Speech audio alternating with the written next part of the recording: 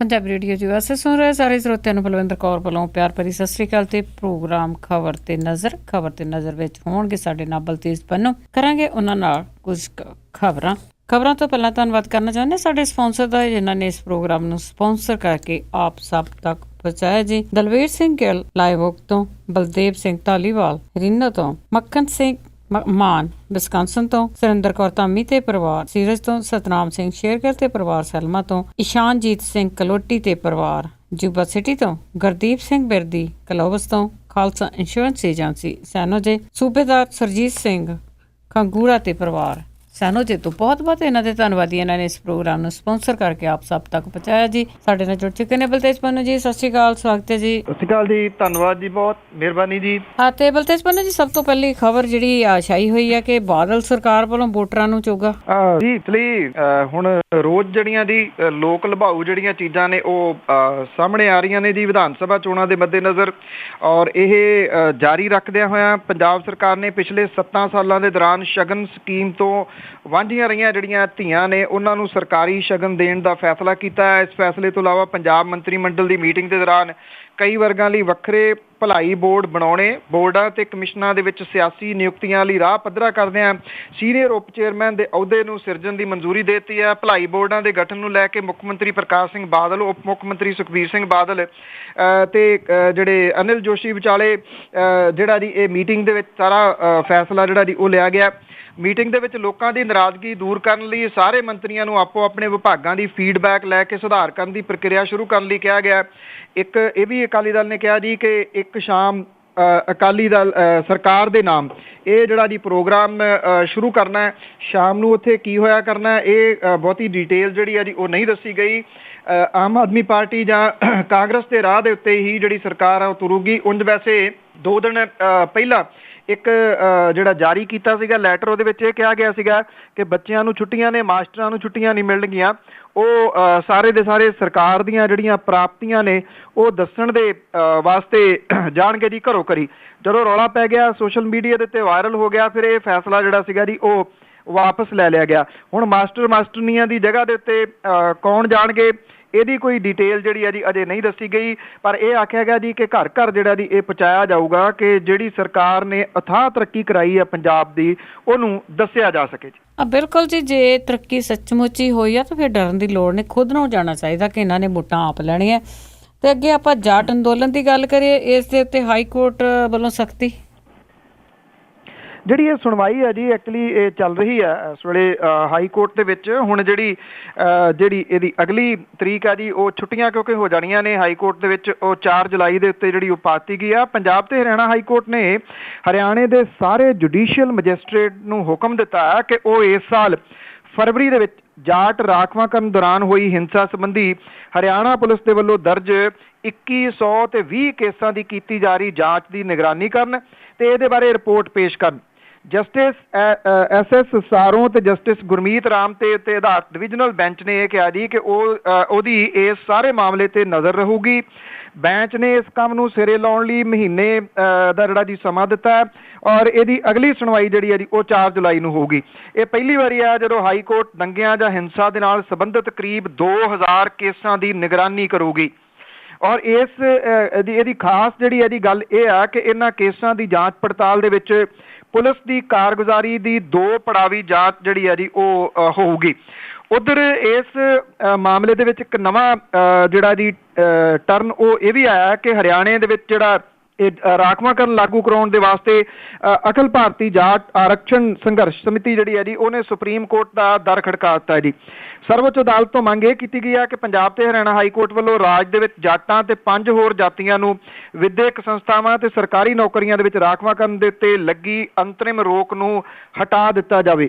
ਪਰ ਇਹ ਪੋਸੀਬਲ ਨਹੀਂ ਹੋ ਸਕਣਾ ਜੀ, ਕਿਉਂਕਿ ਸੁਪਰੀਮ ਕੋਰਟ ਦੇ ਹੁਕਮਾਂ ਦੇ ਉੱਤੇ ਹੀ ਸੈਂਟਰ ਦੀ ਸਰਕਾਰ ਨੇ ਜਿਹੜਾ ਜੀ ਇਹ ਕੀਤਾ ਹੋਇਆ ਕਿ ਇਹ ਰਾਖਵਾਂਕਰਨ ਜਿਹੜਾ ਜੀ ਉਹ ਵਧਾਇਆ ਨਹੀਂ ਜਾ ਸਕਦਾ। ਜੇ ਵਧਾਉਣਾ ਤੇ ਇਹਦੇ ਜਿਨ੍ਹਾਂ ਨੂੰ ਪਹਿਲਾਂ ਦਿੱਤਾ ਹੋਇਆ ਉਹਨਾਂ 'ਚ ਘਟਾਉਣਾ ਪਊਗਾ। ਇਹਦੇ ਵਿੱਚ ਕੁੱਦਦਿਆਂ ਹੋਇਆਂ ਪੰਜਾਬ ਪ੍ਰਦੇਸ਼ ਕਾਂਗਰਸ ਦੇ ਪ੍ਰਧਾਨ ਕੈਪਟਨ ਅਮਰਿੰਦਰ ਸਿੰਘ ਹੋਰਾਂ ਨੇ ਇੱਕ ਨਵੀਂ ਛੁਰਲੀ ਜਿਹੜੀ ਹੈ ਜੀ ਉਹ ਛੱਡਤੀ ਹੈ ਕਿ ਜੱਟ ਵੀ ਰਾਖਵੇਂਕਰਨ ਦੇ ਹੱਕਦਾਰ ਨੇ। ਉਹਨਾਂ ਨੇ ਇਹ ਕਿਹਾ ਜੀ ਕਿ ਜੱਟਾਂ ਲਈ ਰਾਖਵਾਂਕਰਨ ਕਾਂਗਰਸ ਦੇ ਚੋਣ ਮਨੋਰਥ ਪੱਤਰ ਦੇ ਵਿੱਚ ਜਿਹੜਾ ਜੀ ਉਹ ਸ਼ਾਮਲ ਕੀਤਾ ਜਾਊਗਾ। ਮੇਰਾ ਖਿਆਲ ਰਲ ਮਿਲ ਕੇ ਸਾਰਿਆਂ ਨੂੰ ਮੰਗ ਇਹ ਕਰਨੀ ਚਾਹੀਦੀ ਆ ਕਿ ਮੁਲਕ ਦਾ ਨਾਮ ਹੀ ਰਾਖਵਾਂਕਰਨ ਕਰ ਲਿਆ ਜਾਵੇ ਜੀ। ਬਿਲਕੁਲ ਜੀ, ਜੇ ਸਾਰਿਆਂ ਨੂੰ ਰਾਖਵਾਂਕਰਨ ਮਿਲ ਗਿਆ ਤੇ ਰਹਿ ਕੌਣ ਜਾਊਗਾ। ਅੱਗੇ ਆਪਾਂ ਗੱਲ ਕਰਦੇ ਹਾਂ ਕਿ ਸ਼ਰਾਬ ਦੇ ਠੇਕੇਦਾਰਾਂ ਦੀ, ਉਹਨਾਂ ਨੇ ਕਿਸਾਨ ਨੂੰ ਕੁੱਟ-ਕੁੱਟ ਕੇ ਮਾਰਿਆ। ਇਹ ਜੋ ਕੁਛ ਚੱਲ ਰਿਹਾ ਜੀ ਪੰਜਾਬ ਦੇ ਵਿੱਚ, ਇਹ ਉਹਦੀਆਂ ਕਹਾਣੀਆਂ ਹੀ ਨੇ ਜਿਨ੍ਹਾਂ ਜਿਹੋ ਜਿਹੇ ਹਾਲਾਤ ਜਿਹੜੇ ਉਹ ਬਣ ਰਹੇ ਨੇ। ਜਿਨ੍ਹਾਂ ਨੇ ਰਾਖੀ ਕਰਨੀ ਹੁੰਦੀ ਹੈ ਜੀ, ਉਹ ਮੂੰਹ ਚੁੱਕ ਕੇ ਵੇਖੀ ਜਾਂਦੇ ਨੇ ਜੀ। ਜਿਹੜੇ ਹਲਕਾ ਇੰਚਾਰਜ ਨੇ ਉਹਨਾਂ ਵੱਲ ਕੇ ਕੀ ਕਰੀਏ।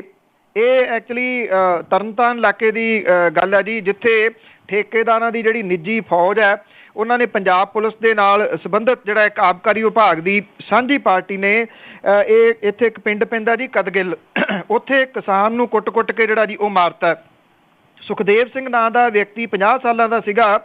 ਠੇਕੇਦਾਰਾਂ ਦੀ ਇਸ ਕਾਰਵਾਈ ਤੋਂ ਭੜਕੇ ਹੋਏ ਲੋਕਾਂ ਨੇ ਅੰਮ੍ਰਿਤਸਰ ਹਰੀਕੇ ਮੁੱਖ ਮਾਰਗ ਦੇ ਉੱਤੇ ਜੀ ਜੰਡਿਆਲਾ ਚੌਕ ਦੇ ਵਿੱਚ ਧਰਨਾ ਦੇ ਕੇ ਆਵਾਜਾਈ ਜਿਹੜੀ ਸੀ ਉਹ ਰੋਕ ਦਿੱਤੀ। ਹੋਇਆ ਇਹ ਆ ਜੀ ਕਿ ਇਹ ਜਿਹੜੇ ਸ਼ਰਾਬ ਬਰਾਮਦ ਕਰਨ ਦੇ ਵਾਸਤੇ ਸ਼ਰਾਬ ਦੇ ਠੇਕੇਦਾਰਾਂ ਤੇ ਪੁਲਿਸ ਪਾਰਟੀ ਜਿਹੜੀ ਸੀ 20 ਜਣਿਆਂ ਨੇ ਜਾ ਕੇ 2 ਵੱਡੀਆਂ ਗੱਡੀਆਂ ਦੇ ਵਿੱਚ ਕਿਸਾਨ ਸੁਖਦੇਵ ਸਿੰਘ ਦੇ ਖੇਤਾਂ ਵਿਚਲੀ ਰਿਹਾਇਸ਼ ਦੇ ਉੱਤੇ ਛਾਪਾ ਮਾਰਿਆ।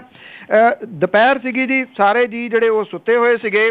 ਜਿਹੜੀ ਛਾਪਾ ਮਾਰਨ ਵਾਲੀ ਪਾਰਟੀ ਸੀ ਉਹ ਕੰਧਾ ਟੱਪ ਕੇ ਜਿਹੜਾ ਜੀ ਅੰਦਰ ਵੜ ਗਈ।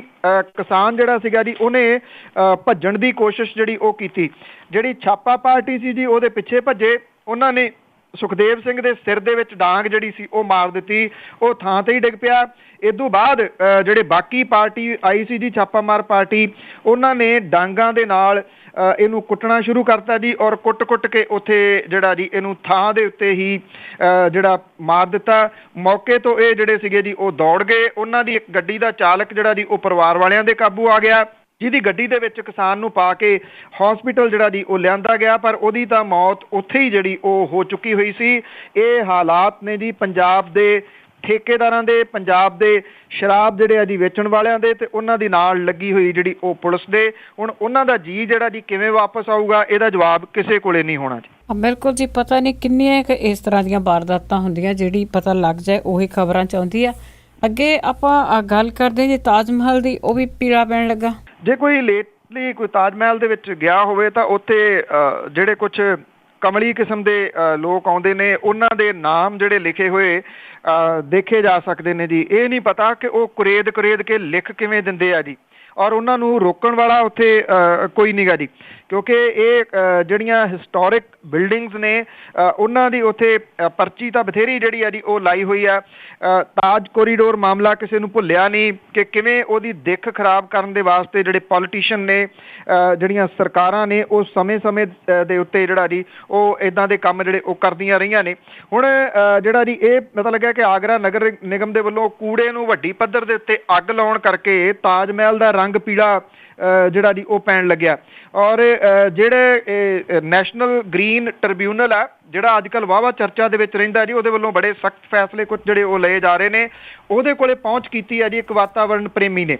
ਹੁਣ ਉਹਨਾਂ ਨੇ ਕੇਂਦਰ ਦੀ ਸਰਕਾਰ ਤੋਂ ਇਹਦੇ ਸੰਬੰਧ ਦੇ ਵਿੱਚ ਜਿਹੜਾ ਜੀ ਉਹ ਜਵਾਬ ਮੰਗ ਲਿਆ।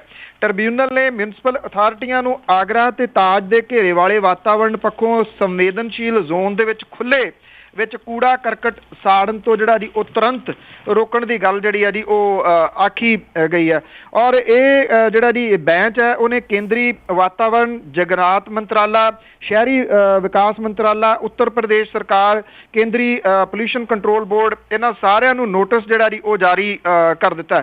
ਇਹ ਆਖਿਆ ਗਿਆ ਜੀ ਕਿ ਉਹ ਨੋਟਿਸ ਦੇ ਵਿੱਚ ਦੱਸਣ ਅਗਲੇ ਜਿਹੜਾ ਜੀ ਹਫ਼ਤੇ ਦੇ ਵਿੱਚ ਕਿ ਇਹਦੇ ਵਾਸਤੇ ਉਹਨਾਂ ਦੇ ਵੱਲੋਂ ਕੀ ਜਿਹੜਾ ਜੀ ਉਹ ਕੀਤਾ ਜਾ ਰਿਹਾ। ਉਂਝ ਵੈਸੇ ਤਾਜ ਮਹਿਲ ਦੀ ਜਿਹੜੀ ਖੂਬਸੂਰਤੀ ਹੈ ਉਹਨੂੰ ਲੱਗ ਰਹੇ ਦਾਗ ਦੀ ਚਰਚਾ ਜਿਹੜੀ ਹੈ ਜੀ ਉਹ ਪਹਿਲਾਂ ਵੀ ਹੁੰਦੀ ਰਹੀ ਹੈ, ਪਰ ਅਖਬਾਰਾਂ ਦੀਆਂ ਸੁਰਖੀਆਂ ਹੀ ਸਿਰਫ ਜਿਹੜੀ ਉਹ ਬਣਦੀ ਰਹੀ ਹੈ।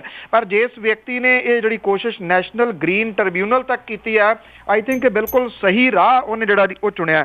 ਵੇਖਣਾ ਹੁਣ ਇਹ ਹੋਊਗਾ ਜੀ ਕਿ ਨੈਸ਼ਨਲ ਗ੍ਰੀਨ ਟ੍ਰਿਬਿਊਨਲ ਜਿਹੜਾ ਇਹਨਾਂ ਦਿਨਾਂ ਦੇ ਵਿੱਚ ਆਪਣੀ ਸਖਤੀ ਦੀ ਵਜ੍ਹਾ ਕਰਕੇ ਵਾਹਵਾ ਜਿਹੜਾ ਜੀ ਉਹ ਚਰਚਿਤ ਰਹਿੰਦਾ ਕਿ ਉਹ ਇਹਦੇ ਉੱਤੇ ਸਹੀ ਜਿਹੜਾ ਜੀ ਉਹ ਕੁਝ ਕਾਰਵਾਈ ਕਰਵਾ ਸਕਦਾ ਜਾਂ ਨਹੀਂ ਜੀ। ਹਾਂ ਬਿਲਕੁਲ ਜੀ। ਤੇ ਅੱਗੇ ਆਪਾਂ ਗੱਲ ਕਰਦੇ ਹਾਂ ਕਿ ਜਿਸ ਤਰ੍ਹਾਂ ਗੁਰੂ ਗ੍ਰੰਥ ਸਾਹਿਬ ਦੀ ਬੇਅਦਬੀ ਹੋਈ ਸੀ, ਉਸ ਨੂੰ 1 ਸਾਲ ਹੋ ਗਿਆ, ਕੀ ਉਸ ਦੇ ਜਿਹੜੇ ਦੋਸ਼ੀ ਆ ਉਹਨਾਂ ਦਾ ਕੋਈ ਪਤਾ ਲੱਗਾ ਕਿ ਨਹੀਂ? ਨਹੀਂ ਜੀ, ਅਜੇ ਤੱਕ ਤਾਂ ਕੋਈ ਪਤਾ ਨਹੀਂ ਲੱਗਾ। ਨਾ ਤਾਂ ਕੋਈ ਸਰਕਾਰ ਦਾ ਜਿਹੜਾ ਜੀ ਐਲਾਨਿਆ ਹੋਇਆ ਕਰੋੜ ਰੁਪਈਆ ਲੈਣ ਨੂੰ ਤਿਆਰ ਹੈ, ਨਾ CBI ਦਾ 10 ਲੱਖ ਰੁਪਈਆ ਜਿਹੜਾ ਜੀ ਕੋਈ ਲੈਣ ਨੂੰ ਤਿਆਰ ਹੈ। 1 ਕਰੋੜ 10 ਲੱਖ ਰੁਪਈਏ ਤੋਂ ਵੀ ਲੋਕ ਜਿਹੜਾ ਮੂੰਹ ਸਿਰ ਵੱਟ ਰਹੇ ਆ ਜੀ। ਪਿੰਡ ਬੁਰਜ ਜਵਾਹਰ ਸਿੰਘ ਵਾਲਾ ਦੇ ਗੁਰੂ ਘਰ ਦੇ ਵਿੱਚੋਂ ਗੁਰੂ ਗ੍ਰੰਥ ਸਾਹਿਬ ਦੇ ਸਰੂਪ ਚੋਰੀ ਹੋਣ ਦੀ ਘਟਨਾ ਨੂੰ 1 ਸਾਲ ਬੀਤ ਗਿਆ ਜੀ। ਬਰਗਾੜੀ ਪਿੰਡ ਦੇ ਵਿੱਚ ਫੇਰ ਜਿਹੜੀਆਂ ਪੰਥਕ ਧਿਰਾਂ ਨੇ ਉਹ ਇਕੱਠੀਆਂ ਹੋਈਆਂ।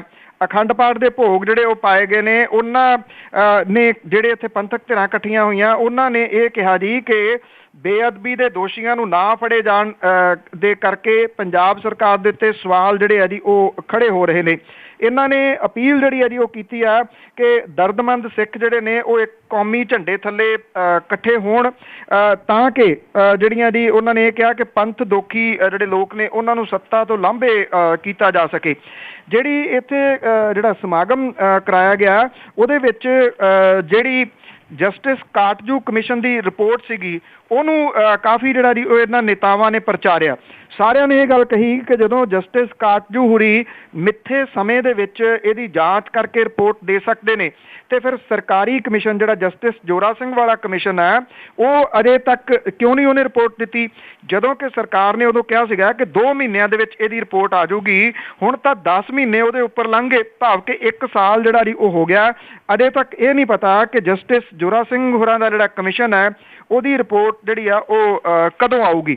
ਤੋ ਇਹ ਜਿਹੜਾ ਮੁੱਦਾ ਜੀ ਬੇਸ਼ੱਕ ਹੁਣ ਭਖ ਰਿਹਾ, ਆਉਂਦੇ ਦਿਨਾਂ ਦੇ ਦੌਰਾਨ ਭਖਣਾ ਹੈ ਕਿਉਂਕਿ ਚੋਣਾਂ ਦਾ ਜਿਹੜਾ ਵਰ੍ਹਾ ਹੈ ਉਹਦੇ ਦੌਰਾਨ ਵੀ ਇਹ ਭਖਣਾ ਹੈ। ਵੈਸੇ ਇਸ ਪਾਸੇ ਬਹੁਤਾ ਸਰਕਾਰ ਦਾ ਧਿਆਨ ਨਹੀਂ ਹੈ ਜੀ। ਇਸ ਵੇਲੇ ਜਿਹੜੀ ਸਾਰਾ ਜ਼ੋਰ ਆ ਜੀ ਉਹ ਇਸ ਗੱਲ ਦੇ ਉੱਤੇ ਲੱਗਿਆ ਹੋਇਆ ਹੈ ਕਿ ਅੰਮ੍ਰਿਤਸਰ ਦੇ ਵਿੱਚ ਜਿਹੜੀ ਆ ਜੀ ਉਹ ਸੁੱਖ ਸ਼ਾਂਤੀ ਰਹੇ, ਕਿਉਂਕਿ ਘੱਲੂਘਾਰਾ ਜਿਹੜਾ ਹਫਤਾ ਜੀ ਉਹ ਸ਼ੁਰੂ ਹੋ ਚੁੱਕਿਆ ਹੋਇਆ ਔਰ ਥਾਂ ਥਾਂ ਦੇ ਉੱਤੇ ਆਪਾਂ ਪਹਿਲਾਂ ਵੀ ਕਵਰ ਕਰ ਚੁੱਕੇ ਹਾਂ ਕਿ ਜਿਹੜੀਆਂ ਪੈਰਾਮਿਲਟਰੀ ਫੋਰਸਿਸ ਨੇ ਤਕਰੀਬਨ ਬਹੁਤੇ ਸ਼ਹਿਰਾਂ ਦੇ ਵਿੱਚ ਚੌਂਕਾਂ ਦੇ ਉੱਤੇ ਖੜੀਆਂ ਤੁਸੀਂ ਸਾਰੇ ਜਗ੍ਹਾ ਦੇਖ ਸਕਦੇ।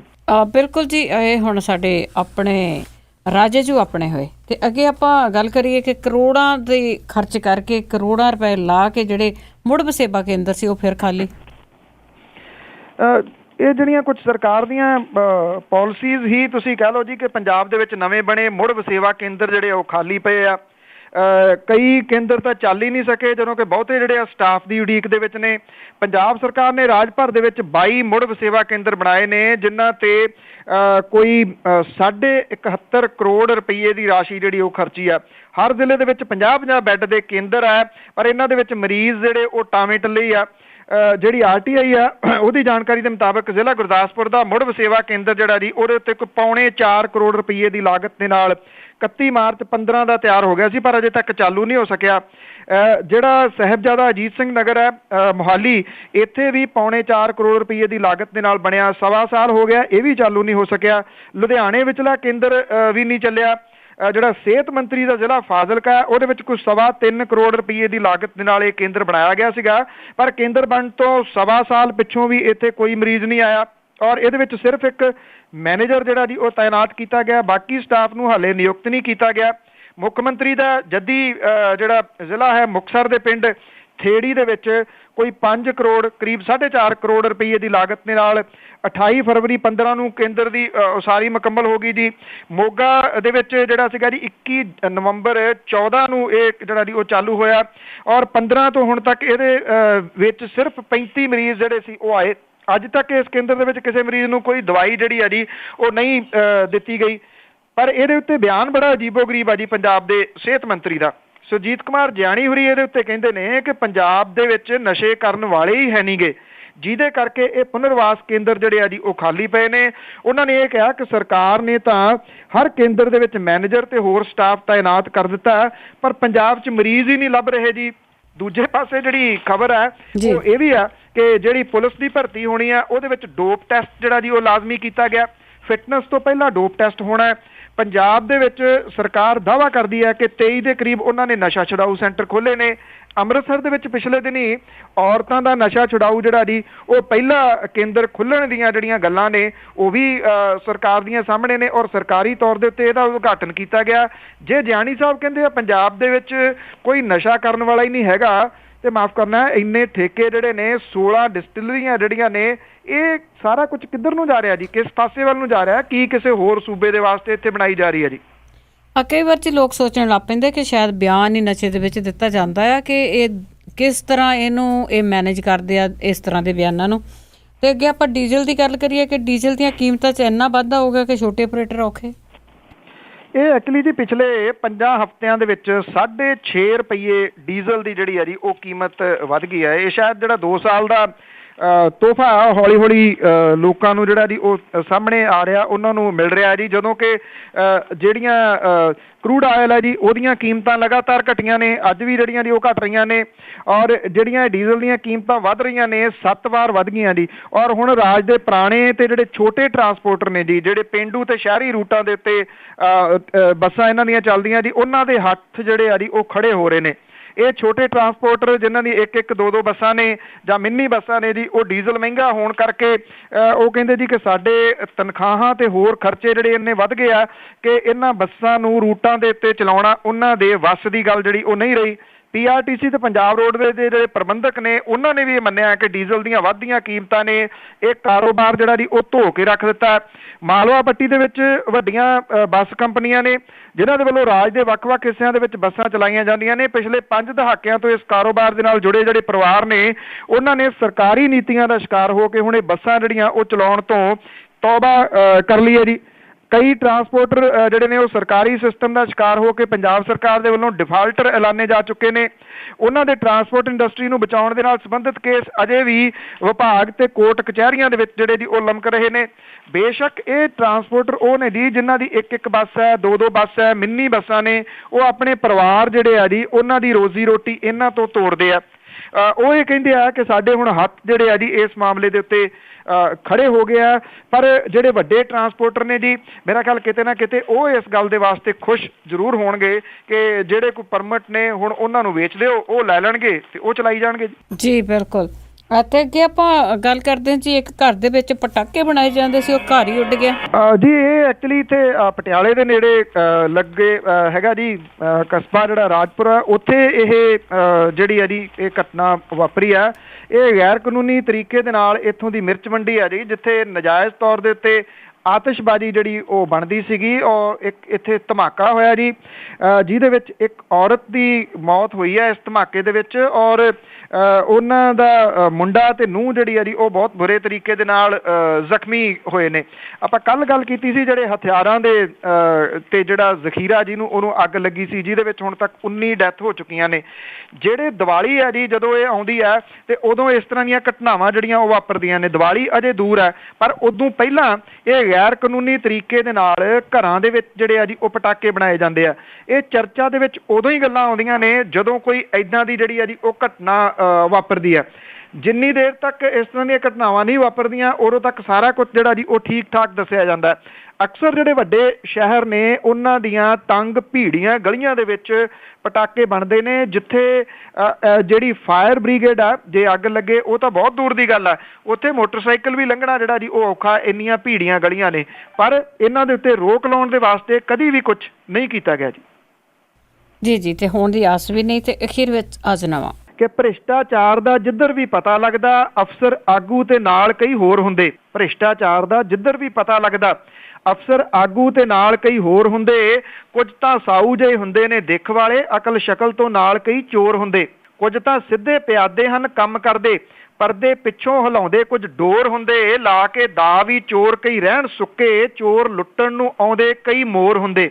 ਜਿਹੜੇ ਚੋਰ ਕਈ ਪੱਤਣ ਹਨ ਤਰੇ ਹੁੰਦੇ, ਕਈ ਧਿਰਾਂ ਨਾਲ ਸਾਂਝ ਦੀ ਤਾਰ ਰੱਖਣ। ਜਿਹੜੇ ਚੋਰ ਕਈ ਪੱਤਣ ਹਨ ਤਰੇ ਹੁੰਦੇ, ਕਈ ਧਿਰਾਂ ਨਾਲ ਸਾਂਝ ਦੀ ਤਾਰ ਰੱਖਣ। ਕਾਂਗਰਸ ਹੋਵੇ ਜਾਂ ਮੋਦੀ ਦਾ ਰਾਜ ਆਵੇ, ਦੋਵੇਂ ਪਾਸਿਓਂ ਖਾਣ ਦੇ ਯਾਰ ਰੱਖਣ। ਜੀ ਥੈਂਕ ਯੂ ਜੀ, ਧੰਨਵਾਦ, ਬਹੁਤ ਮਿਹਰਬਾਨੀ ਜੀ, ਥੈਂਕ ਯੂ ਜੀ, ਸਤਿ ਸ਼੍ਰੀ ਅਕਾਲ। ਸਤਿ ਸ਼੍ਰੀ ਅਕਾਲ ਜੀ। ਸਰੋਤੇ ਸਾਨੂੰ ਬਲਤੇਜ ਬੰਨੋ, ਹੁਣ ਬਲਵਿੰਦਰ ਕੌਰ ਵੱਲੋਂ ਵੀ ਆਪ ਸਭ ਨੂੰ ਹੀ ਅਗਲੇ ਬੁਲਟਨ ਤੱਕ ਪਿਆਰ ਭਰੀ ਸਤਿ ਸ਼੍ਰੀ ਅਕਾਲ।